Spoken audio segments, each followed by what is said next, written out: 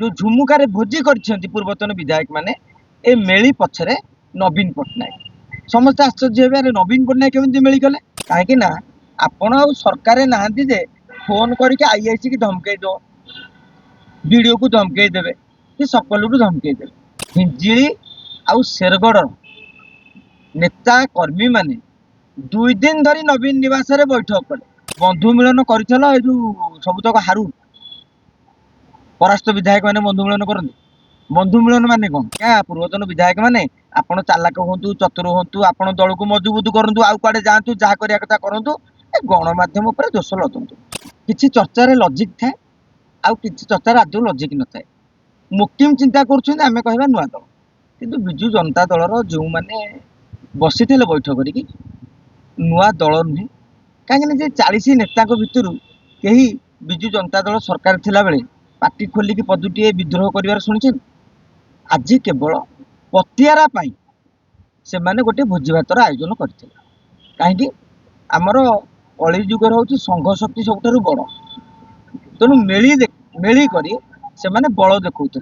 से मन में कौटना कौटी धारणा सृष्टि होती जे विजु जनता दलर भविष्य कौन हम आग को दलर रणनीति कौन कौ नेता माने दायित्व रे जो नेता माने अतीत विजेडी पराजय दायी आज भी से बुझुं तेणु से मन आशंका रोचे पुणी यदि से देवे ताल आम जितबार अंक कसवा केमी तेणु मन भितर जो द्वंद्व जो शंका जो आशंका प्रकाश पाउची तेणु से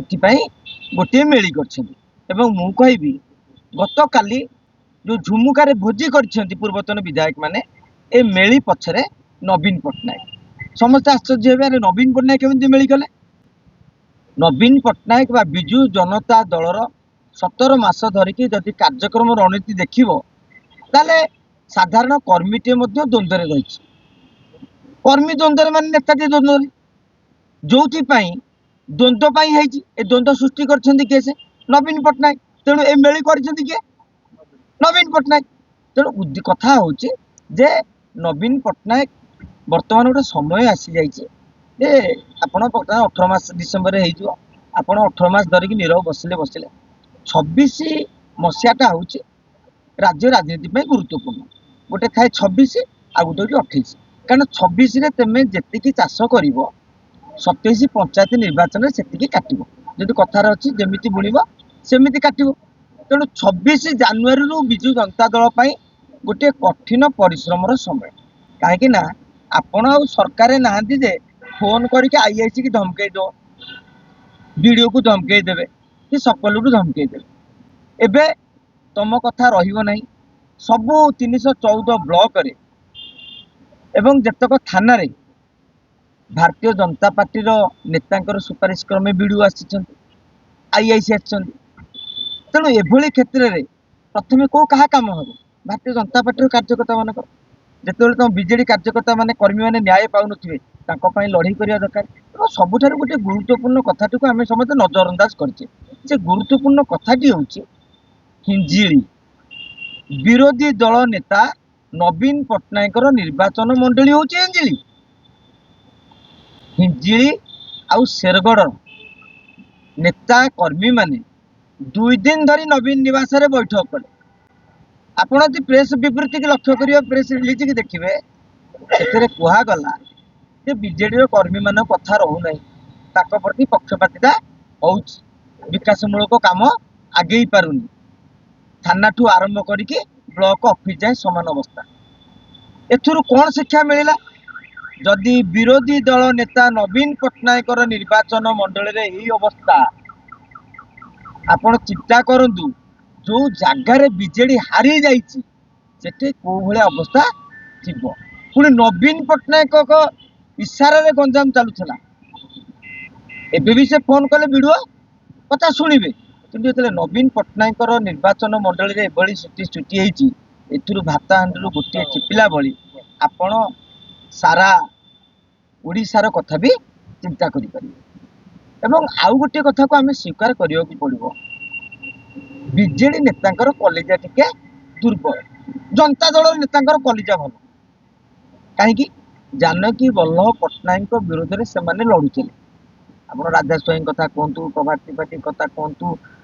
ବିଜୟ ମହାପାତ୍ର କଥା କୁହନ୍ତୁ, ବହୁତ ନେତା ପ୍ରସନ୍ନ ବହୁ ନେତା ଅଛନ୍ତି, ସେମାନେ ଲଢ଼େଇ କରିକି ନେତା ହେଇଛନ୍ତି।